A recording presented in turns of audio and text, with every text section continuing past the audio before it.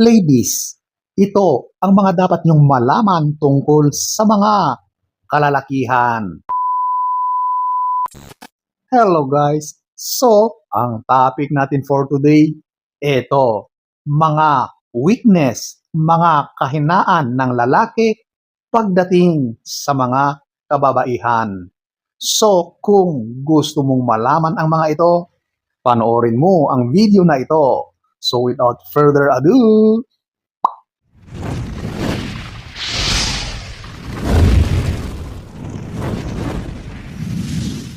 so, eto, ating aalamin ang mga kahinaan, weakness ng lalaki kapag ang usapin ay tungkol sa mga kababaihan. Number 1, ito, yung luha or yung pagluha mo. Ito, yung literal na ang babae ay umiiyak. Alam nyo, ang mga lalaki, sobrang mahina yan. Kahinaan niya kapag nakikita niya na ang isang babae ay umiiyak. Kasi ang mga lalaki talagang nakaprogram yan na i-defend ang mga babae.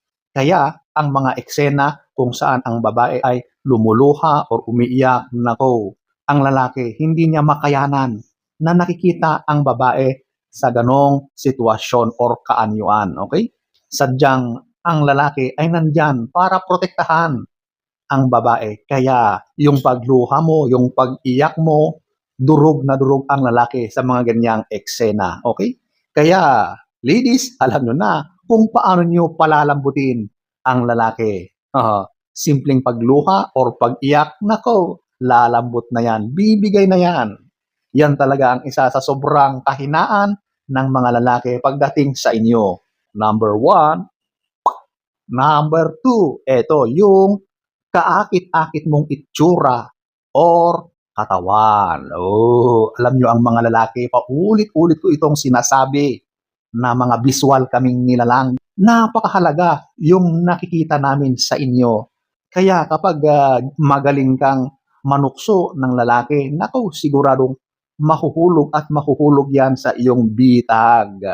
Kaya dapat alam mo na rin kung paano gawin ang mga bagay na yan. At kapag nakakita kami ng babae na sobrang kaakit-akit ang itsura, sobrang affected yung nararamdaman namin sa mga ganyang mga eksena. Kaya 'di ba, ang mga lalaki ay nagpupuntahan sa mga lugar kung saan may mga ganyan silang nakikita, yung kaakit-akit na mga katawan, mga itsura ng babae, 'di ba? Kaya naging malaking negosyo, business ang mga ganyang mga lugar para sa mga lalaki, di ba? Number 2, number 3, ito yung sexy at magandang mukha.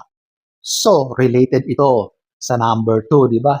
So, alam nyo, kapag nakakita ng lalaki ng isang babae na, wow, ang ganda ng katawan nito. Uy, ang ganda-ganda nito. So, dahil sa mga nakikita ng lalaki na yon, doon na nag-uumpisa yung attraction niya sa babae na yon.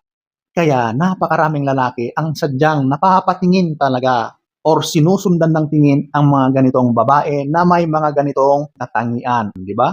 Mahina talaga ang lalaki sa mga ganitong kanyang nakikita. Doon siya nahuhulog, di ba? So ladies, kapag ikaw ay pinagpala ng ganyang katangian, nako, siguradong marami kang mabibingwit na mga lalaki. Number 3, number 4, eto, yung ganun. Eto na, yung S or action. Alam nyo, ang mga lalaki, pagdating sa ganitong bagay, yan ang isang weakness or kahinaan nila. Kaya, di ba, napakaraming lalaki ang natutukso. Or kapag may nakita lang na babae na kaakit-akit, siguradong matutukso yan. Okay? Alam nyo, pagdating sa S, marami talaga sa mga kalalakihan ang talagang nagiging downfall nila ito. Dahil minsan may mga kababaihan na ginagamit nila ang bagay na ito para mag-take advantage sa mga lalaki. At ang mga lalaki naman, since kahinaan nila ang bagay na ito, wala. Talagang sila ay napapasama dahil sila na ay nahulog sa bitag ng mga babae. At dahil sa bagay na yan, naku, hindi talaga yan palalabasin ng lalaki. Kasi kahinaan nila yan, weakness ng lalaki, ang ganyan. Kapag inihain mo yan, naku, siguradong yan ay kanyang papatusin. Okay? Number 4. Number 5. Ito, yung madaling matukso. Yan talaga ang isang sobrang weakness ng lalaki. Kapag tinukso ng babae ang lalaki, wala na. Bumigay na yan, di ba? Kaya nga may kasabihan na kapag daw dinamitan mo yung poste ng damit ng babae, papatusin daw yan ng lalaki. Yan ang isang biro na sinasabi na ang mga lalaki ay sobrang mahina, marupok pagdating sa mga ganyang bagay. So, literal talaga na ang mga lalaki ay mahina sa ganyan. Napakadaling matukso yan. Marupok ang mga lalaki pagdating sa ganyang usapin or bagay. So ladies, alam nyo na, ang isa sa mga kahinaan ng lalaki, ayan po, napakadaling matukso. Number 5. Number 6, ito, yung hindi maiwasang lumingon. Oh, yan talaga ang real talk sa mga kalalakihan. Alam nyo, ang mga lalaki, nature talaga nila na tumingin ng magagandang tanawin. At ang mga tanawin na yan ay kayo yan, mga kababaihan. Kaya di ba, ang mga lalaki talaga, mahilig tumingin yan. Kapag may nakitang magandang tanawin, siguradong susundan niya yan. Siguradong lilingunin pa yan. Ganyan ang mga kalalakihan. Nature yan ng mga boys. Kaya 'di ba, maraming mga misis or mga girlfriend ang laging naiinis or nagagalit sa kanilang partner dahil sa ganyang asal ng kanilang partner na lalaki, 'di ba? Kasi ang lalaki kahit kasama pa niya yung partner niya, kapag meron siyang nakitang magandang tanawin, sexy, maganda, kaakit-akit, talagang sisimple yan. Hindi na niya talaga mapigilan ang sarili niya na tumingin doon sa kanyang mga magagandang tanawin na nakikita. Oh, di ba? So, ayan po, ang number 6. Number 7, ito, yung puri at paglalambing. Alam nyo, ang mga lalaki, weakness nila kapag nilalambing sila ng kanilang babae or minamahal. Kaya nga, di ba, may mga babae na kapag may gusto silang makuha or request doon sa kanilang partner na lalaki, nilalambing nila yan. At sigurado, most of the time, bibigay at bibigay yung lalaki dahil sa mga paglalambing na yan. Okay? Kaya yan ang isang technique, ladies. Lambingin nyo ang partner nyo kapag meron kayong gusto. Okay?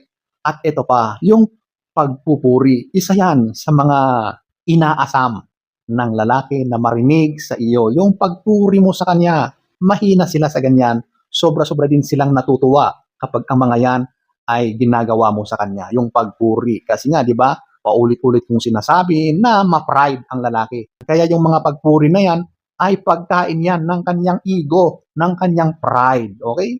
So, ayan po, ang number 7. So, ayan po, ang ilan sa mga weaknesses, kahinaan ng lalaki sa babae. So, sana ay nagustuhan nyo ang ating topic for today. Next story time. Don't forget to subscribe.